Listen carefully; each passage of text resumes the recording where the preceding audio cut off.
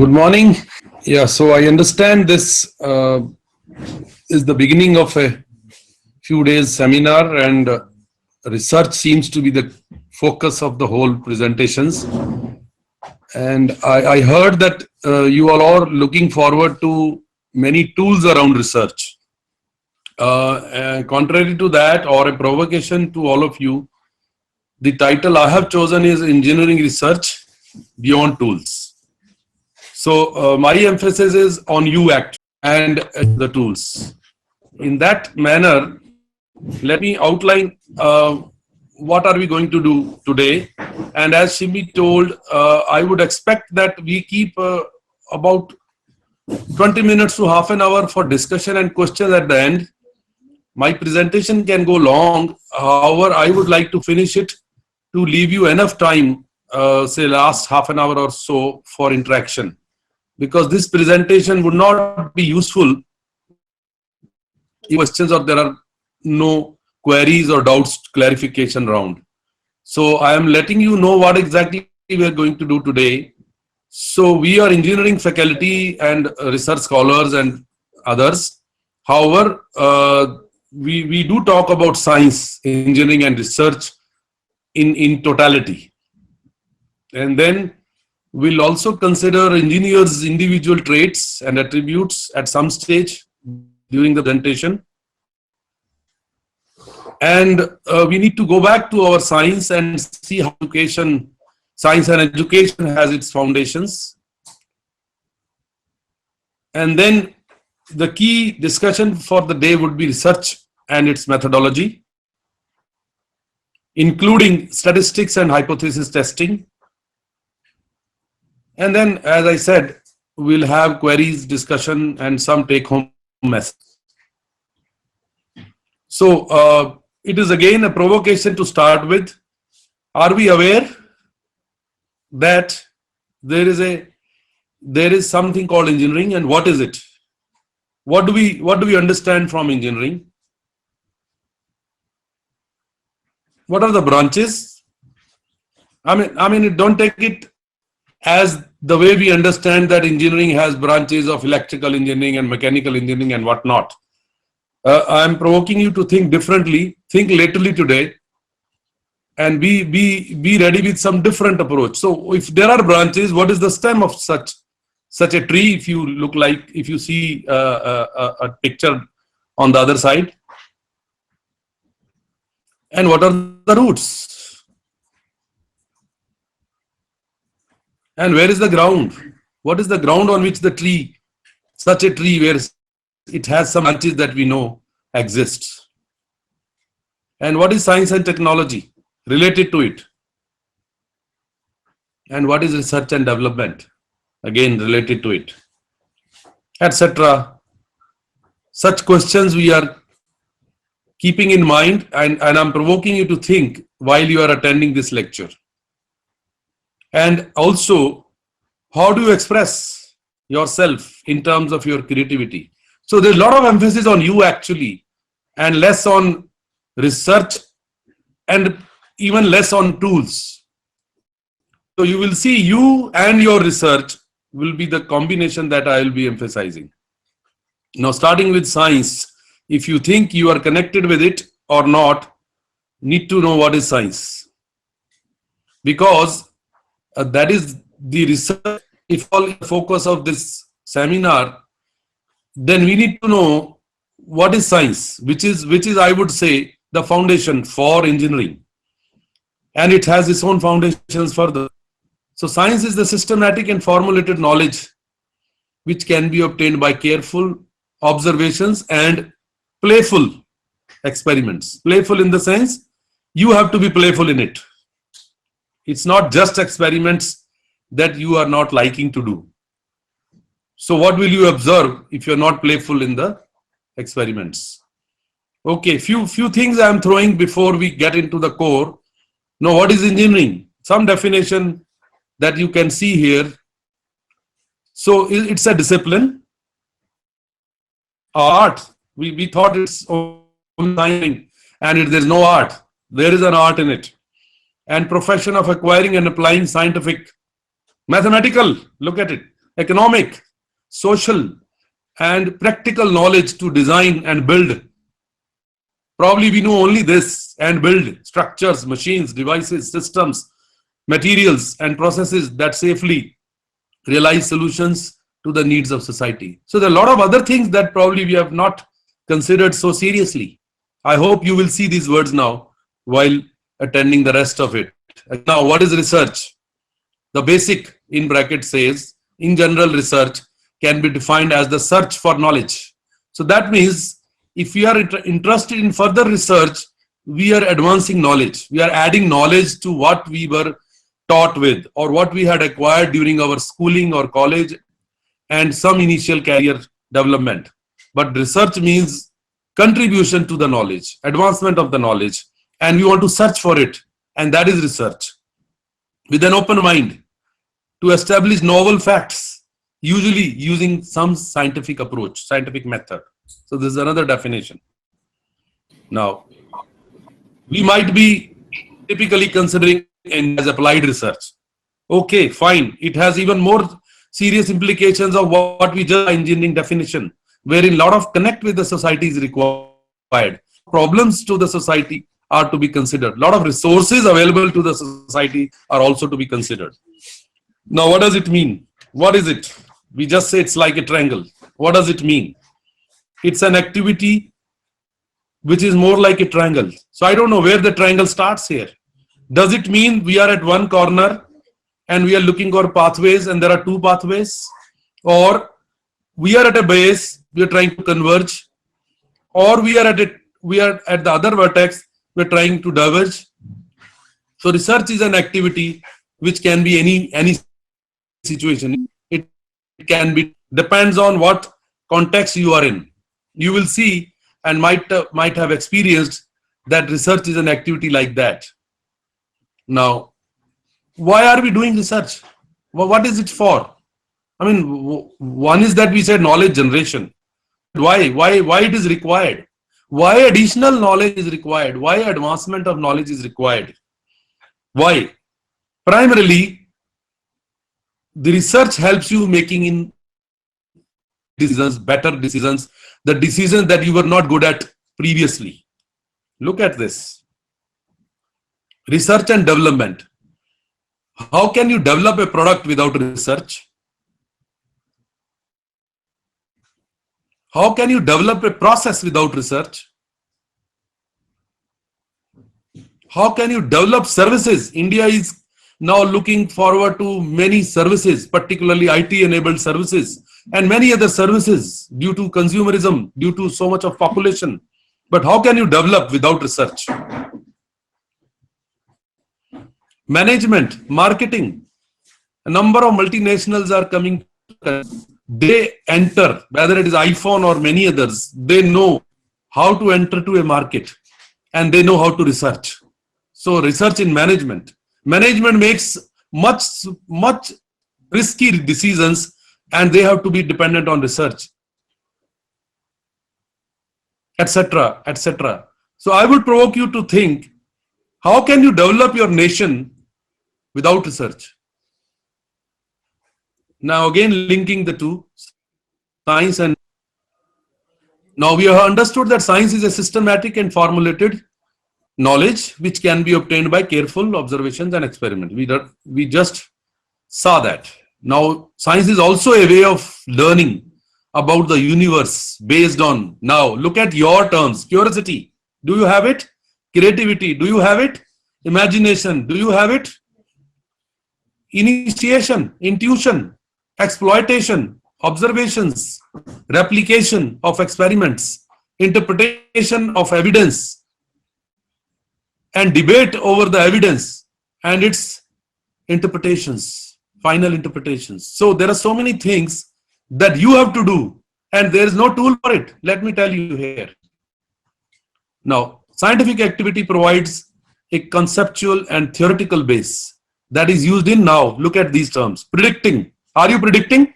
Are you able to make judgments before you actually venture into the subject or any of product or services? Interpreting. Are you interpreting the things that they come true? Can you explain? natural and human made phenomena. So are you able to understand the phenomena that nature exhibits or humans man-made stuff, engineering stuff exhibits? So are you able to explain, predict, interpret? Some see science as driven by combination of theories, knowledge, experimentation, and practices anchored in physical world. So I would say it's not just man, it's not just materials or methods, it's man as well into it. You are into it. That is where we wish to provoke you in terms of science and research. Further, in science and research, theories of science are continually being tested. If you think the world is testing, they are being modified. If you think you knew electronics, if you knew electronics, it became nanoelectronics, science and technology. So if you were thinking you know some subject well because you did, there are updates, there are theories being changed day by day and improved as new knowledge, and their theories existing one. Science debate on new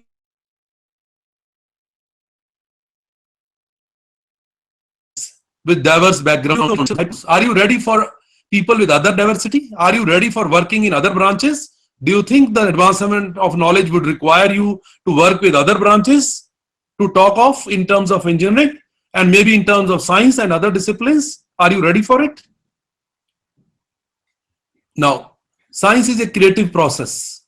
It's a process which attempts to discover and understand, thereby generating knowledge. So it's an ongoing process.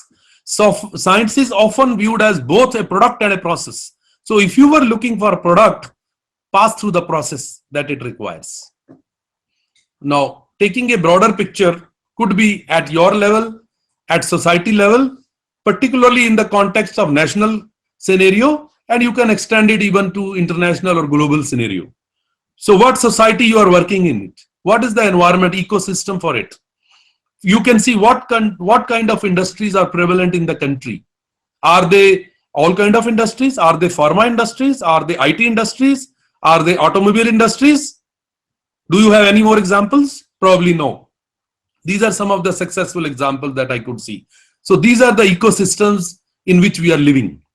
What skills you have, what knowledge you gathered and you have been updating or not, what attitude towards science you have. These are the foundations of science, and you can't do with one only. Typically, if you think only knowledge was the foundation, no, you need to consider all together. Monitor dynamics of science and technology. Are you aware from the technical material, technical journals, magazines, or newspaper, or nowadays you have a lot of media covering dynamics of science and technology? Improving the understanding of science and technology, S&T as a process. So are you taking care of these, or these are something that you don't even understand?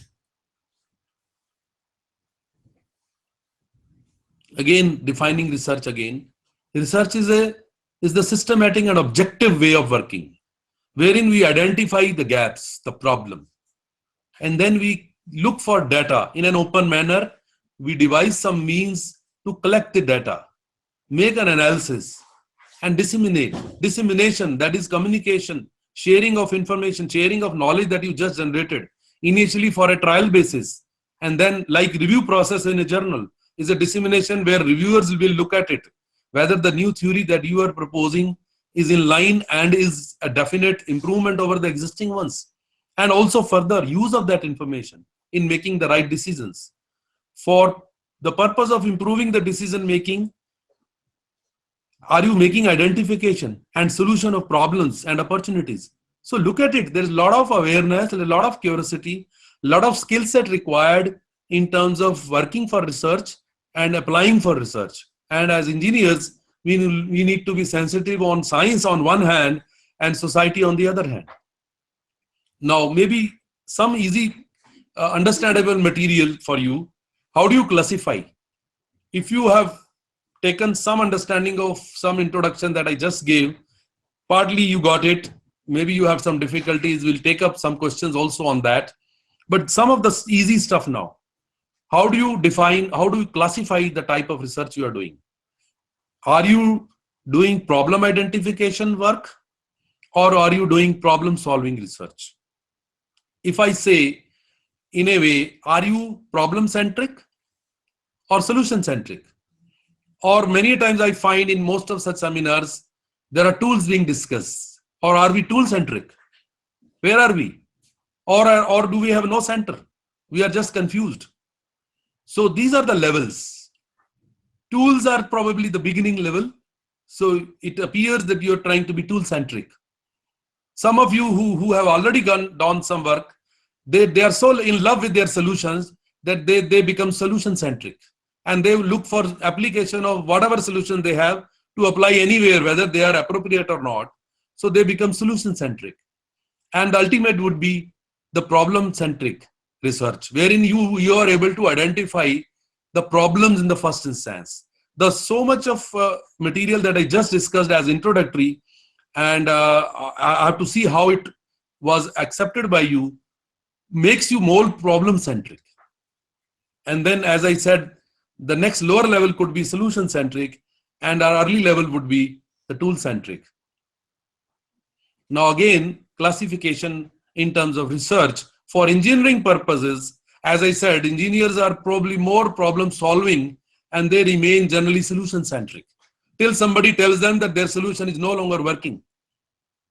So somebody has to push them, and today is the day that I'm trying to push you towards other aspects of science and technology as well.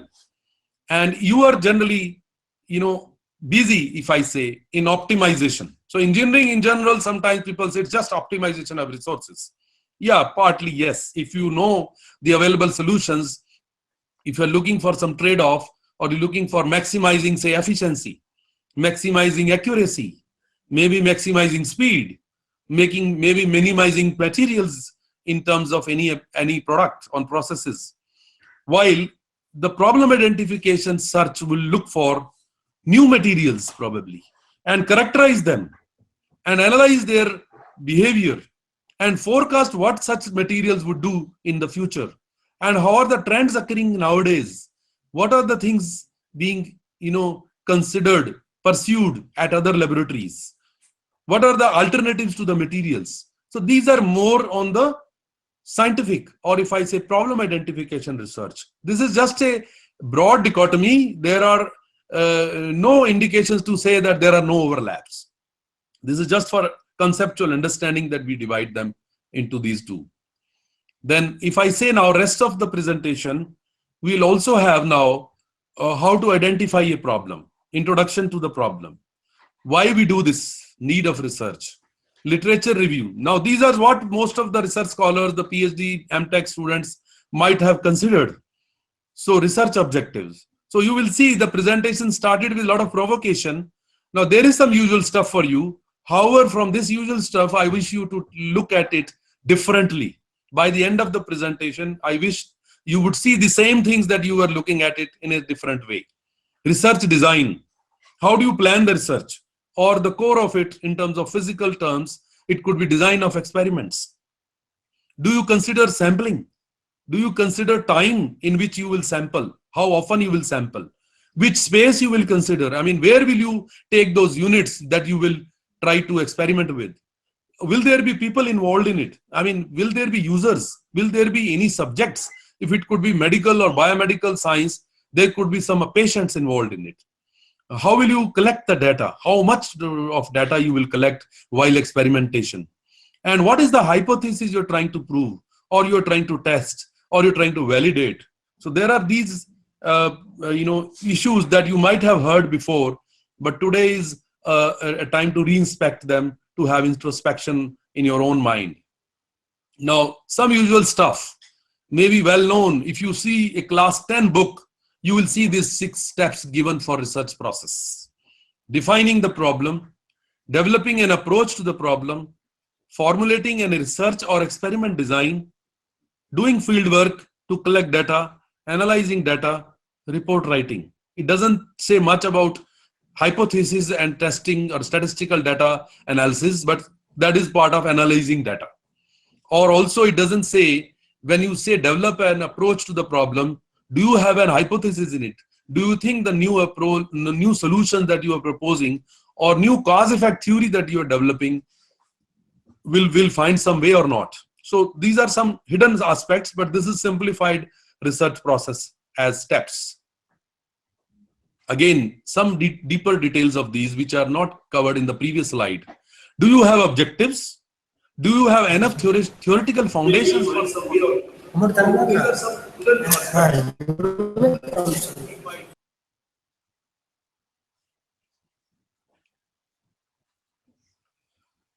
Okay, so for the approach, do you have objectives set aside that these are the questions, research questions that you will take up, and these are the things that you don't understand, and these are the foundation that you already have?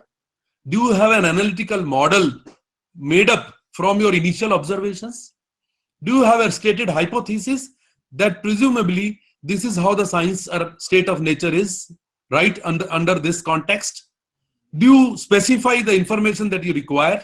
There are some questions that we have added to the basic understanding of those steps that we outlined earlier. Now, research questions and hypothesis. This is where I wish to personally provoke you. Do you have research questions that you do not have answers for? During your study, did you raise some questions? So this presentation primarily focuses on your ability, your fertility, if I call it, to raise questions. But some of these questions are many times personal, the things that I personally don't understand. But then you go beyond and then you realize most of your questions are available in the textbooks or somewhere available in the literature. What happens after that? Do you still have questions beyond that? Those are the real questions which we call as research questions. Research questions are not the private questions that you and me have, probably because of lack of understanding. Research questions are the real question that the world doesn't have answers for. Now, during the research questions phase, at some stage, if you stay with research questions and keep pondering over them, looking at a different research publication that people have done, you will come up with some hypothesis. It's the hypothesis, a kind of birth of something, birth of a concept, probably an unproven statement that you have somehow, you are gifted with from nature, a proposition that you think it is happening about a factor or phenomena that is of interest to the researcher. Somehow you will be developed, you will be developed to carry this hypothesis in a natural course. Without any tool, I would say again, offer a hypothesis, a possible answer also to the research questions. So in a way, you are the creator of those questions that the world doesn't have answers for. And slowly, if you remain with them in pain, you will have the gain of making some statement that you think probably this is because of this. And that is the birth of hypothesis. And that is what I wish you to carry. And then again, in terms of research design, now you have some kind of process concept in your mind by literature survey. You made some research gaps, you made some questions. Now you want to see whether it works, whether the hypothesis that I am blessed with is fine or not. So you have to make a design, you have to make a strategy now. It's a design, look at this. The term design is also an art. It's like winning a case before a judge. So are you ready to make a framework, or somebody helps you to making a design, how to test your hypothesis? How will you prove that it works? How will be the null hypothesis? I mean, null hypothesis is also something that is the state of nature before you gave a new hypothesis. You will see more about its hypothesis. At the moment, I'm just giving few words about hypothesis also during this definition. And it details the procedures necessary for obtaining the information needed to structure or solve research problems. So you have got some problems. You made some statement that probably it works like that, or it may work like that. Then you have to let the world see. You have to lead that research. That is what we wish you to make a design for. Now again, look at these research design in terms of what exactly you're trying to do. Are you exploring something? I mean, are you open that your research will explore and let others people work and make some further hypothesis in it? And you will just add some new knowledge. Probably you will not solve the problem, but you have more of knowledge addition to the existing research or state of nature, or you are so confirmed, more like a solution, if I say, not truly a solution in terms of problem solving, but in terms of cause effect. Are you ready that you have made some conclusion like Newton's first law that this happens?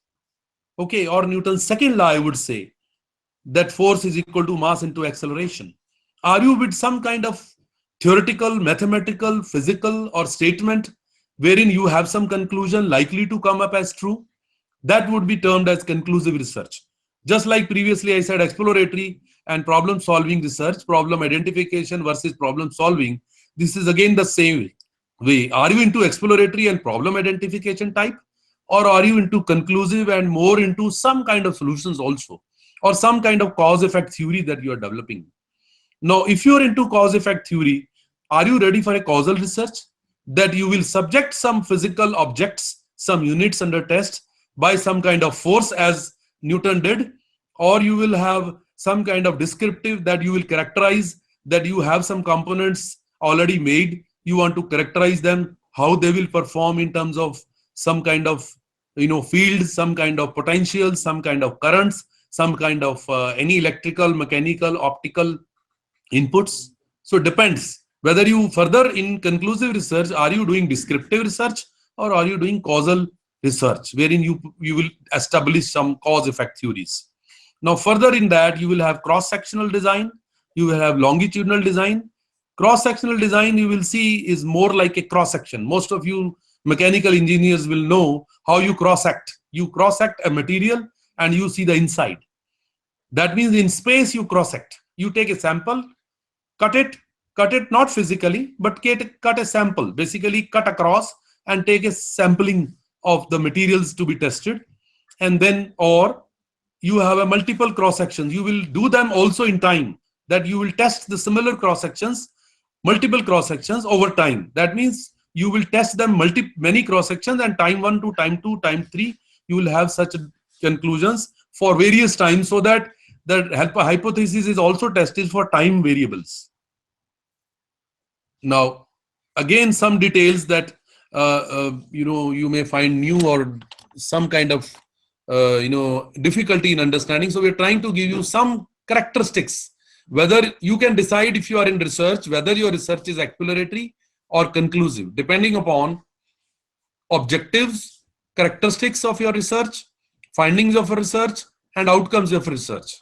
Look at this. Exploratory will have insights and understanding only as objectives, while conclusive research will have specific hypotheses and examine the relationships, the cause and effect relationships in general. Characteristics of research in terms of exploratory nature will be: information needed is defined only loosely. Research process is flexible, unstructured. Sample is small and non-representative. Analysis of primary data is qualitative. So it's more qualitative. While conclusive research will be information that you are seeking for is clearly defined, that you are looking for such and such kind of results. Research process is formal and structured. Sample is large enough to prove and is representative of the whole, and data analysis is quantitative. So it's more quantitative. Findings of such a result will be: exploratory research will have tentative findings, will require further research. Conclusive research should be more conclusive and will be more applicable right directly at the end of the research. Outcomes of, again, the two kind of classifications. Exploratory research would have generally followed by further exploratory or conclusive research. It may further explore more. Remember, I showed you a triangle earlier where it could be more diverging or it could be converging. If it is diverging, it could be more triangle, more divergence. It will further open up more questions, or it might answer some questions and make few conclusive research aspects required. And then you could actually take conclusive research, which would have findings used as input into decision making. So you can directly apply the conclusive research into decision making processes. There are further classifications in the same way. Further exploratory and further the conclusive has been further divided into descriptive and causal research. Whether the objectives of your nature research are discovery of ideas and insights, as I said earlier, for exploratory research.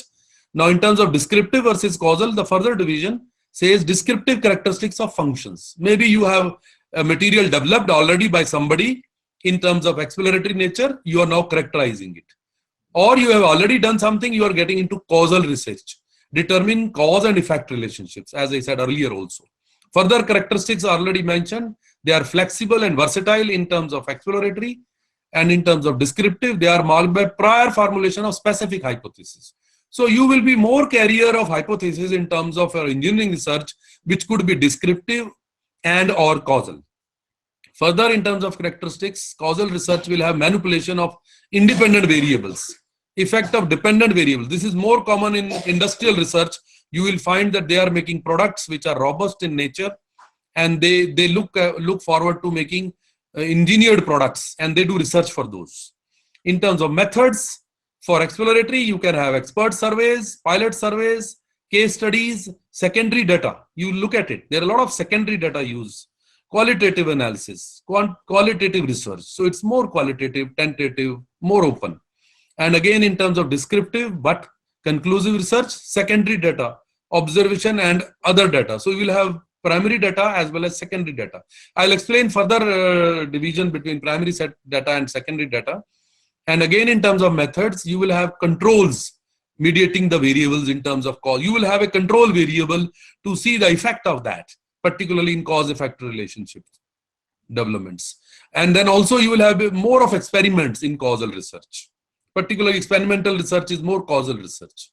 So these are some of the open ideas. If you are aware already, fine. Otherwise, have some, at least some newness, some new keywords that you have heard here. Now again, exploratory can be applied further in terms of defining the problem more precisely, identifying the alternatives, develop hypotheses for later verification, isolate the key variables and relationships for further examination, sometimes called factor analysis, gain insights for developing an approach to the problem. So it's not problem solving, but just gaining insights for problem solving, establish priorities for further research. You see, it's more diverging in general if it is truly exploratory, and at times it might be saturated and may converge towards conclusive research. Now, descriptive research, which might come in the way before actually you get into the applications, it may be that you want to determine the material, product, processes, characteristics. You're not exactly ready for solving the problems, but you are still into the early stage of making products. Then you are also trying to determine the degree to which variables are associated. How are the variables associated with that particular material, product? Product could be a component here because you're not directly making a final product, or to make specific predictions that in certain conditions it will behave like that. In fact, behavior of such materials, components is something you need to know before you actually venture into applications or in solutions. So that is where descriptive research is a kind of midway between exploratory and conclusive, particularly in terms of hard conclusive or applications research. Now, most of you are probably into some kind of literature review. Some of the research methodology steps are now explained in some precise manner. Most of you do narrative review. I would not expect that some of you would have taken systematic review. Some of our researchers have done good systematic review and made publications in very high impact journals. The narrative review is a typical literature review that probably doesn't lead to any kind of publications, but is part of your project report or PhD thesis or even MTech thesis. This is more of narrating what others have done, probably not having a deeper insight to it. The systematic review will actually question in a planned review, or what is called systematic and planned review. And sometimes it is also have an aspect meta review.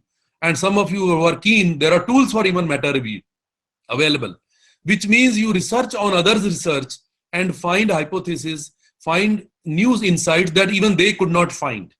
So these are the research questions you answer from the research of others. In a way, it is also like using literature only and making predictions, forecastings that they could not do because of their limited research. And you take a number of publications, typically I would say not less than 500 to start with, and then answer specific questions that you have raised, not by way of experimentation, but merely by literature review. So, yeah, it is a kind of explicit methodology to identify, select, and critically evaluate results of the studies included in the literature review. So you can see it's a meta. The word meta is because it is results from the results. It's the review of the review. It's a systematic review. It's a powered review, if I call it. So it's a focused review. Now, systematic review, if you see from the pictures shown here, it might start with a large number of papers, and maybe those questions that you are raising were not answered individually by those, or very partially answered by those researchers. And then you have a very deep criteria, which paper you will include and which paper you will exclude. So you will have to define some inclusive and exclusive criteria, and then you systematically, search for such bigger collection of original papers.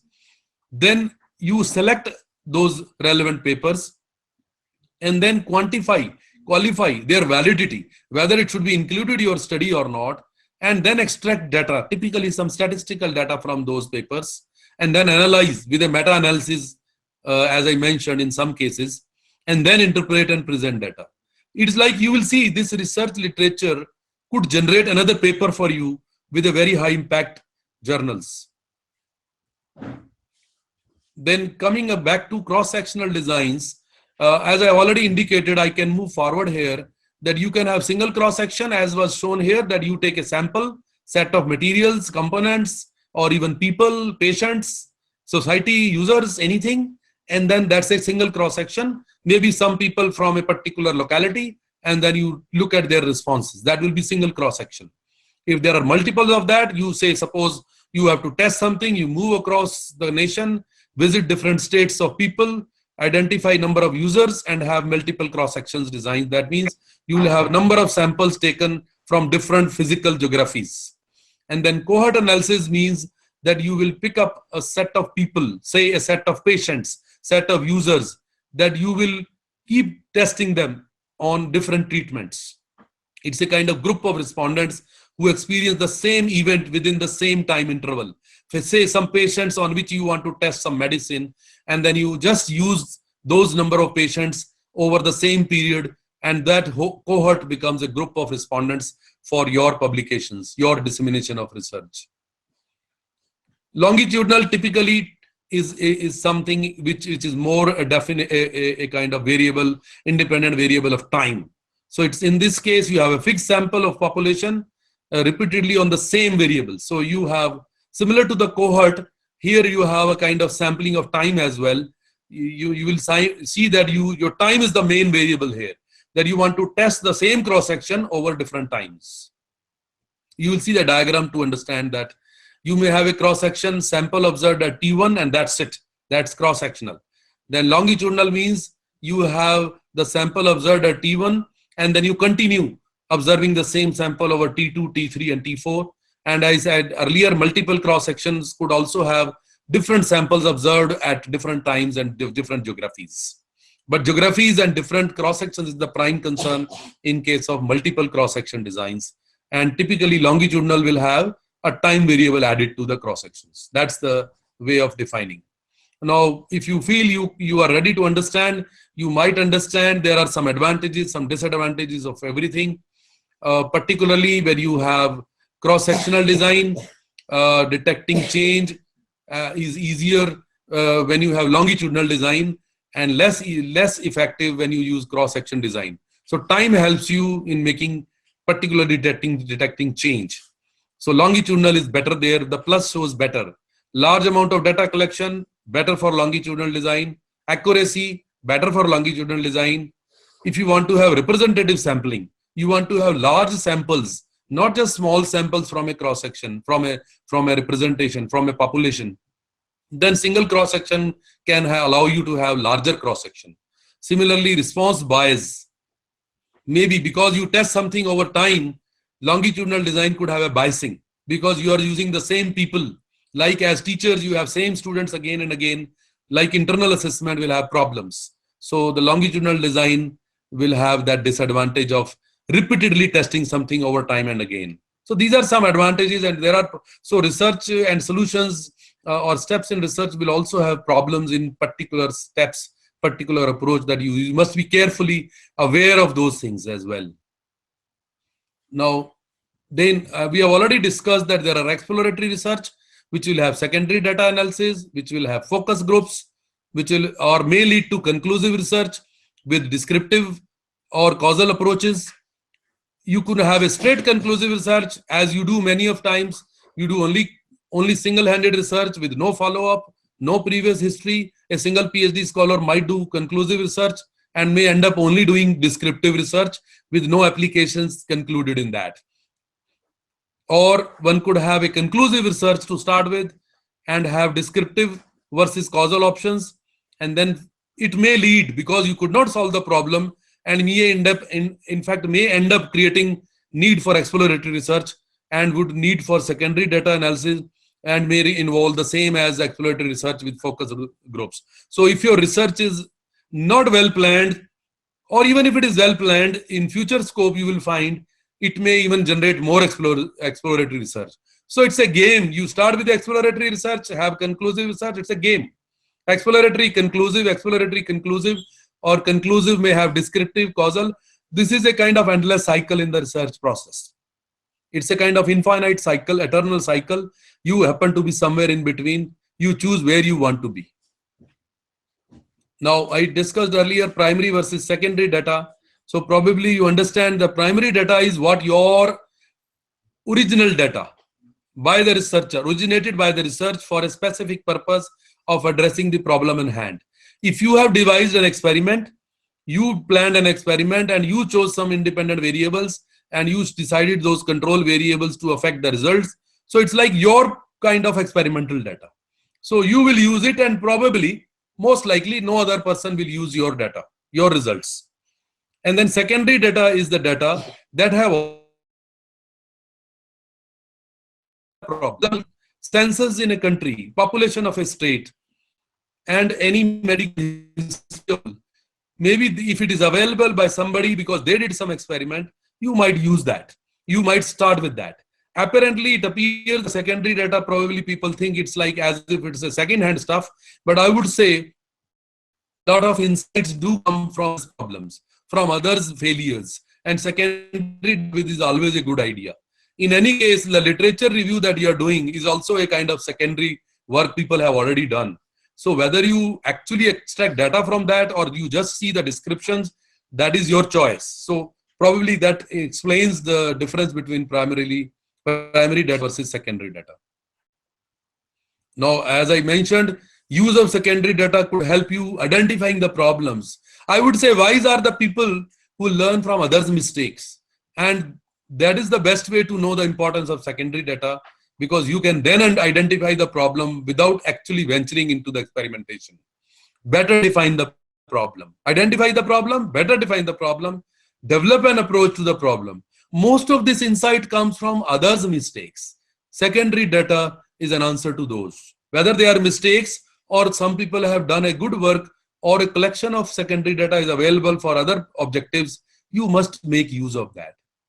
Formulate an approach, research design, appropriate research design. You will see the best research design will come when you see the variables, the research data of others. So this is a way to go backward first and then run faster. So answer certain research questions and test some hypotheses. Even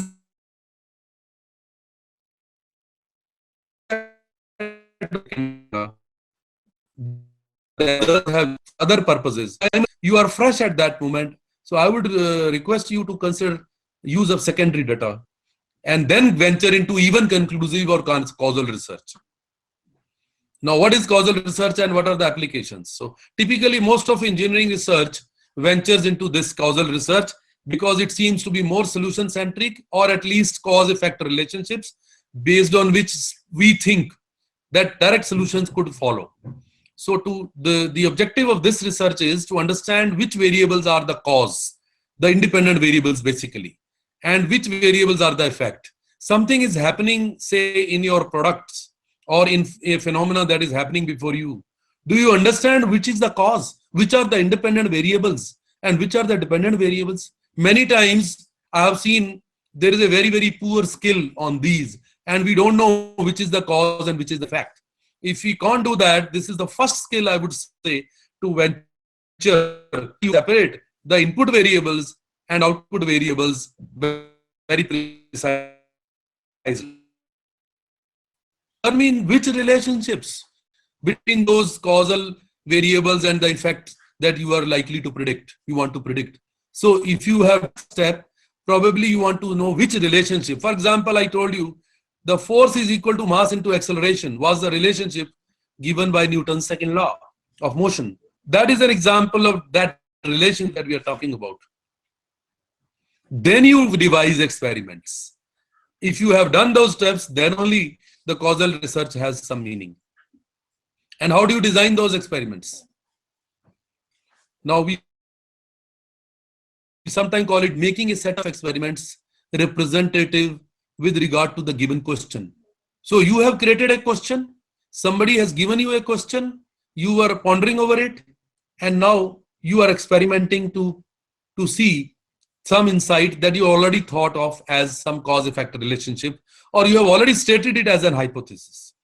Now the common approach is to define an interesting standard reference experiment. Where will you get this standard reference experiment? Maybe how will you design your experiment? Is it again a bit of reverse engineering?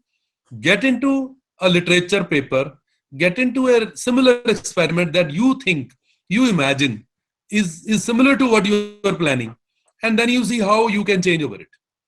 That is the way of starting with a reference experiment. Then devise your new experiment. Make some changes from the knowledge of inputs and outputs variables and make your own experiment. Hence the standard, and then what will be those operating conditions from where you will change. So there should be some reference point also, what is called center point.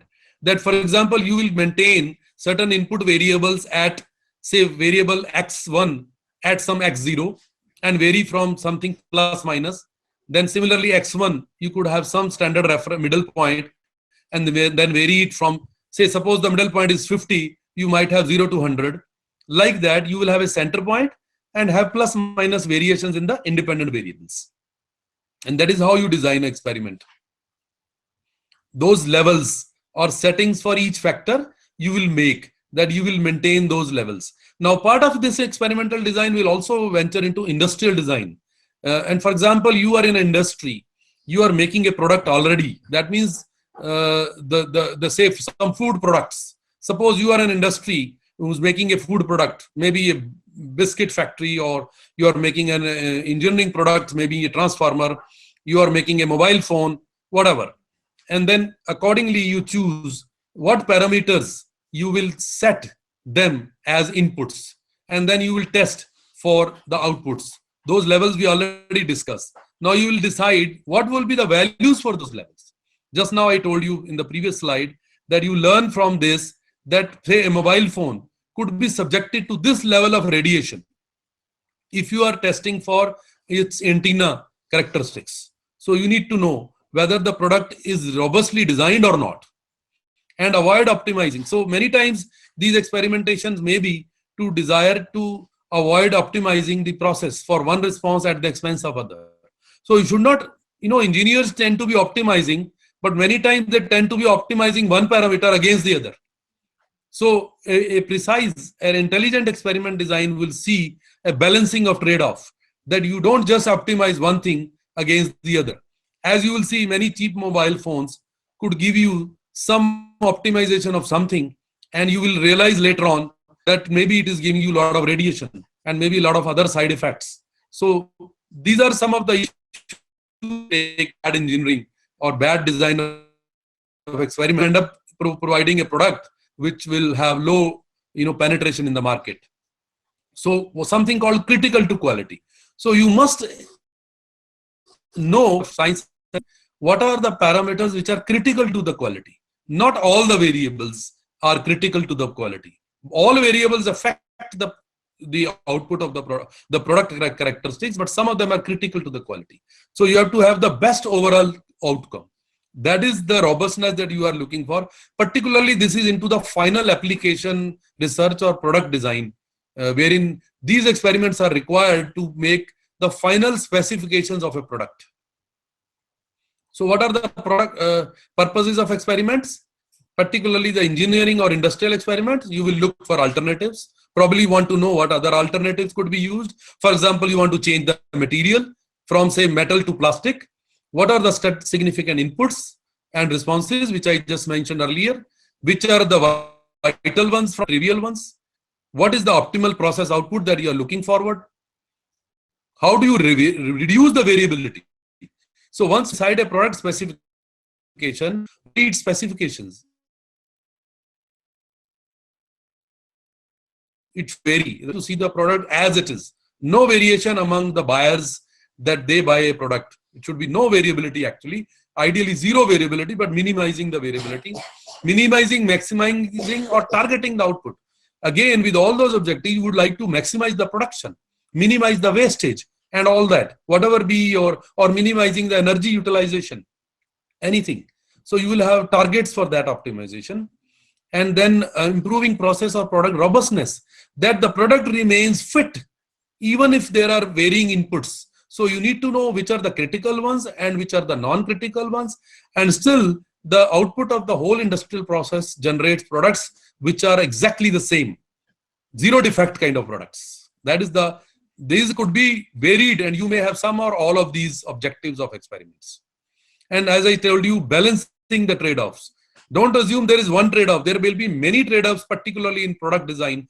Those who are doing industry level research will see this, that when you optimize something, the other parameter gets de-optimized. So parameter optimization in engineering research. So that is here as part of experimentation, balancing those trade-offs. Now, as engineer, at some stage during my MBA, I saw, I don't know whether you are agreeing to it, that you do have individual characteristics or traits, more or less inherent, partly developed, say imagination. Most of you did drawing, would see imagination as their concept. Art and design is the creative part of you, comes from imagination. But imagination has to be seen when you observe things. Do you observe things? Do you model the model of research, the model of cause and effect relationships? And do you communicate? Do you share? Are you able to write? Are you able to read? Are you able to orally present things? And there are many other skills. So you see, many of you know the success primarily has been attributed with a lot of survey that I carried out from faculty and industrial, experts. They found communication happened to be the prime trait of engineers because they can communicate well. But then this is primarily from industrial and faculty point of view, in general career point of view, while observation and experimentation and imagination would be what you will require in research. You would still have communication requirement. You would have oral and written, both kind of communications required. And as success sometimes say is a synonym to communication. This is just a kind of indication of how the survey included those results on imagination, observation, and communication as three attributes and their ranking. Now, mind it, the smaller ranking means the top. The ranking of imagination was the top ranking. That means number one. So don't take the higher as better. The bottom one, lowest one is the highest rank. That is number one. Top ranking imagination, second ranking as observation, and third as communication. And now a bit of statistics as the time permits. And I would expect now to be ready at any time that if you wish to ask questions, I have some material to share with you on statistics, and you will actually have some tools available for this. However, my underlining message of the day is that, or my focus is you as individual researcher, and then you choose your tools and you choose your ways to reach the research objectives. So statistics, what is statistics? Particularly this is from the data that you are gathering. Maybe they are in a qualitative observation that you are making. And then at some stage, you want to test the unbiased pursuit of this knowledge. That can you generate knowledge out of it? Why and how? If you observe or have quantitative results available, can you draw conclusions from that? Do you understand what this data means? Can you state a hypothesis I mentioned earlier? Can you come up with a statement that this is probably the result? That is how Newton came with some hypothesis. And then can you design a study and collect data and then analyze data? Now, mind it, this is not a linear process. Look at this. This shows a loop, a kind of never-ending loop, till you take off and conclude that there is a knowledge that I can share with people. So again, hypothesis is an unproven statement or proposition about a factor or phenomenon that is of interest to the researcher. Often a hypothesis is a possible answer to the research questions. You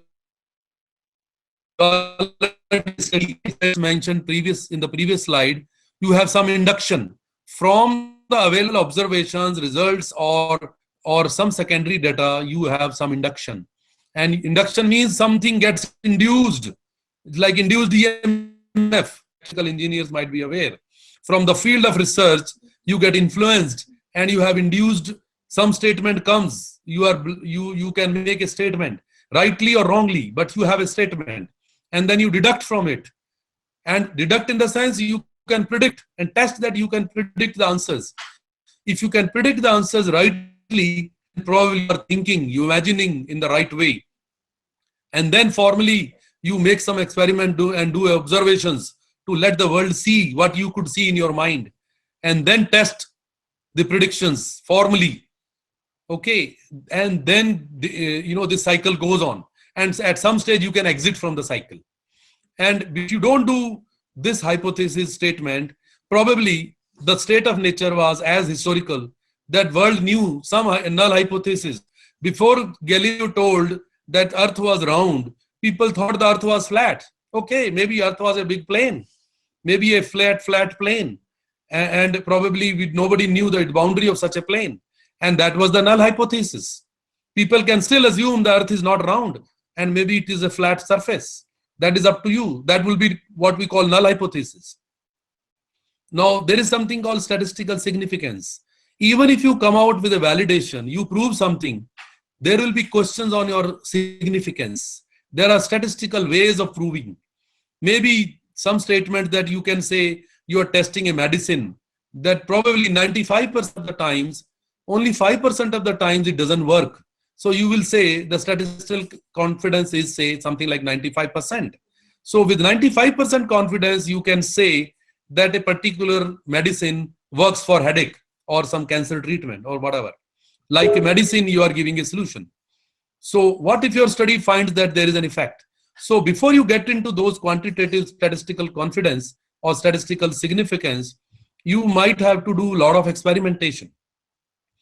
So you to try, maybe you do informally or you do publicly and declare that experiment and see that effect is predominantly high. And then only you can say that yes, this particular solution is appropriate for that problem. So that is what we say, that there is an effect and you can prove that the effect is reasonably significant.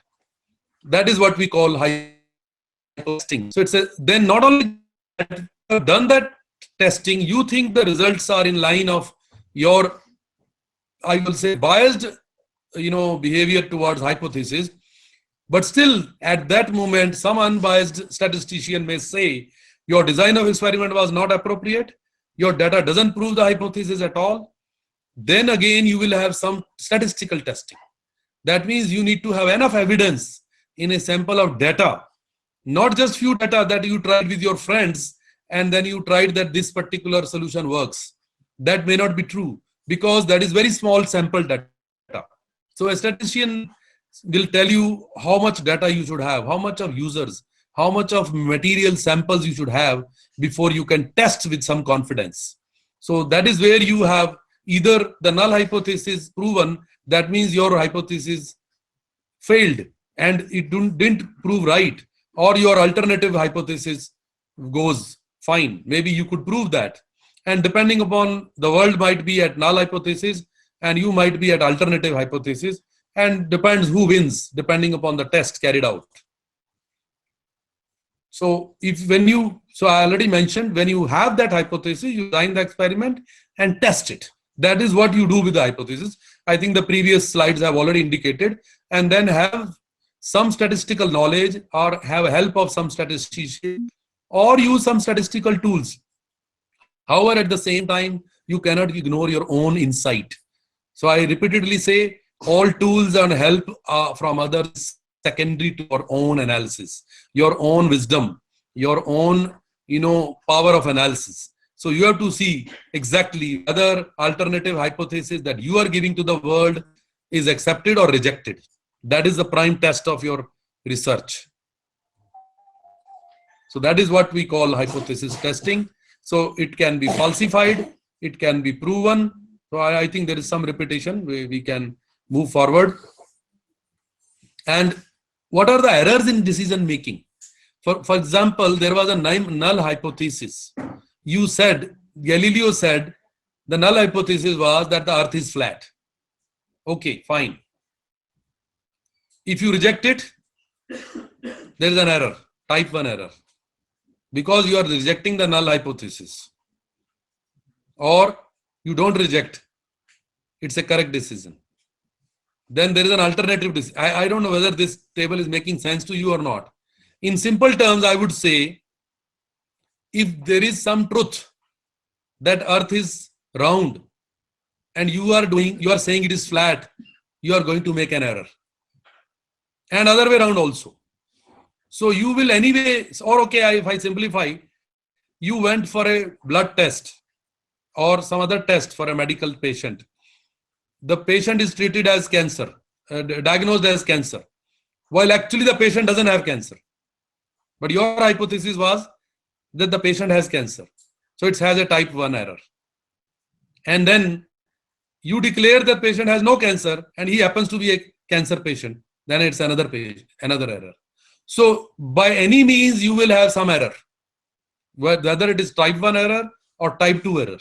This is an situation. So this is a dilemma of the researcher. At the end, you will have to follow this error.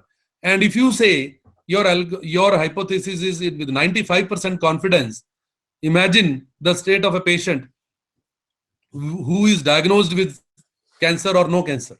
That is the question I want you to ponder for rest of your research work. So in terms of convergence of my work, I would say, how do you inspire yourself? Do you see energy as common element for all engineering?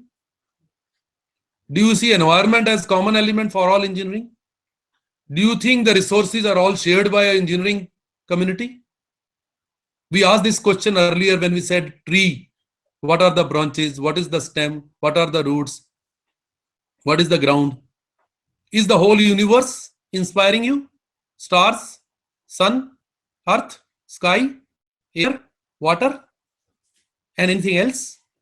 So if you think in terms of natural resources and energy and environment as prime, somebody told me the ultimate engineering or the single engineering would be energy and environment engineering. All other engineering will follow a balance from it. Up to you. If you inspire yourself, be ready. Then you are ready, qualified for research. How do you find linkages among those disciplines? What is unifying? I would say research methodology that I just discussed was nothing specific to a particular science or particular branch of engineering. If you are listening, I didn't ask you whether you qualify for this lecture or not. Whether you are an electrical engineer or a mathematician or a physics or even a medical researcher or a social scientist, whatever we discussed today is all valid. So how do we do that? How do we make ourselves ready for it? Do you see unifying concepts? Do you see similarity in different things, or you see diversity? Are you a differentiator or you are an integrator? So do you see the key ideas among common things, among disciplines, or you see different things in different disciplines? It's again your caliber. Then what are those unifying concepts? Are there any, what is that? So I would say the hypothesis testing, the hypothesis generation, induction, cause effects, these are the concepts which will cut across the disciplines. When mechanical energy converts to electrical engineering, electrical energy, it cuts across one discipline to the other.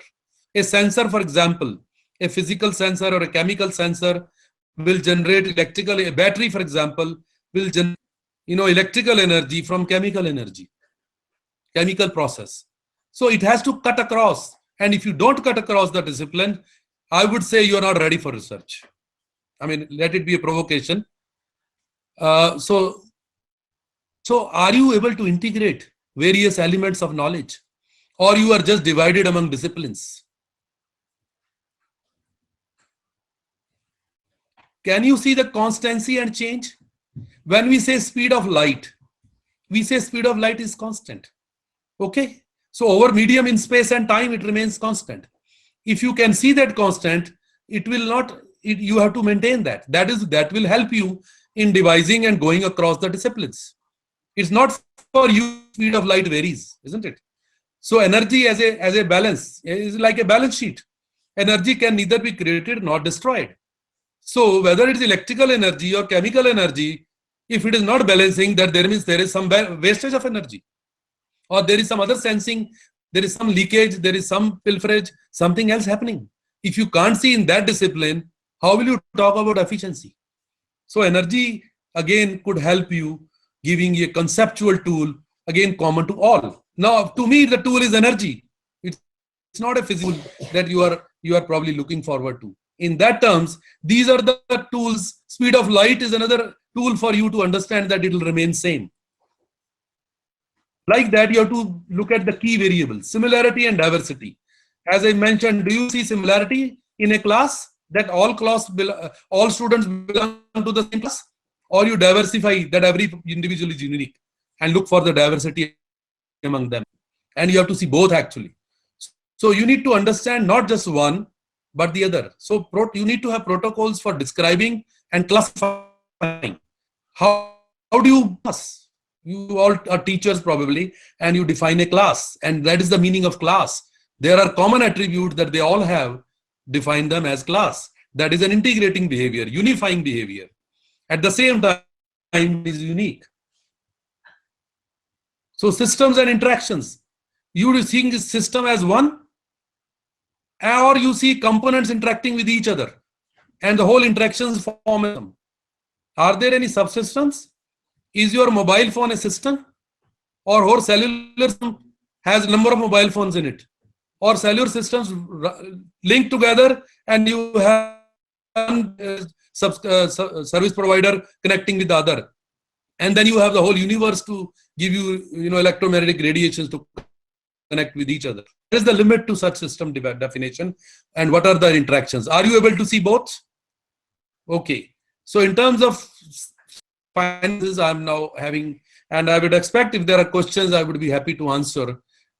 Meantime, I'm giving you some concluding tips. So you had validate and conclusions to come from statistics. The whole confidence comes from statistics. A politician wins because there are so many votes for him. Okay. So there is a statistical confidence that he or she carries, and then he or she wins. The confidence is not by way of the loudness in the volume of speech, but confidence comes from the statistics that you gathered from data. Test which hypothesis is true or false. So a lot of objectivity in these validations and conclusions. There's no bias that I can carry. My child is not the best child in the world. Let us have that fact understood. So similarly, my hypothesis, my statement, my conclusion. So a lot of I, me, myself has to be removed from all these conclusions and statements that we make. Conclude based on hypotheses that are true or follow the null hypothesis. There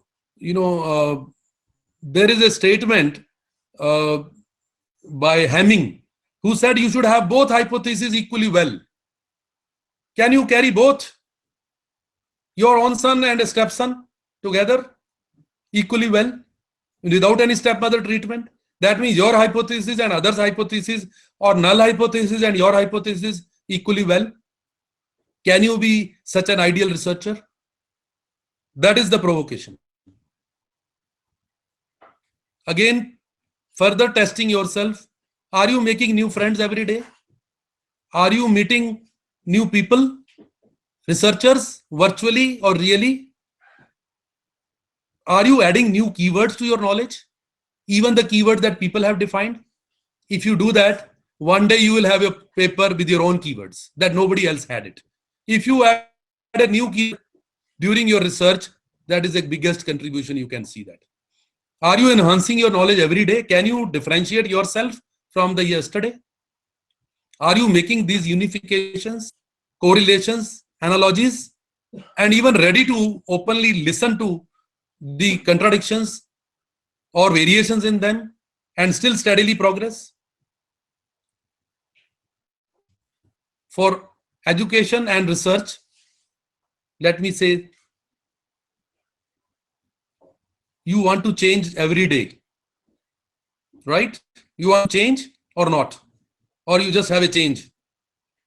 So you will never change your life until you change something you do daily. Okay, the secret of your, let me read for you, success is found in your daily routine. Be ready for a change. Not change of coins. Here it is education and research, just as the two sides of a coin. Thank you very much. I am open to questions and willingly looking forward to those.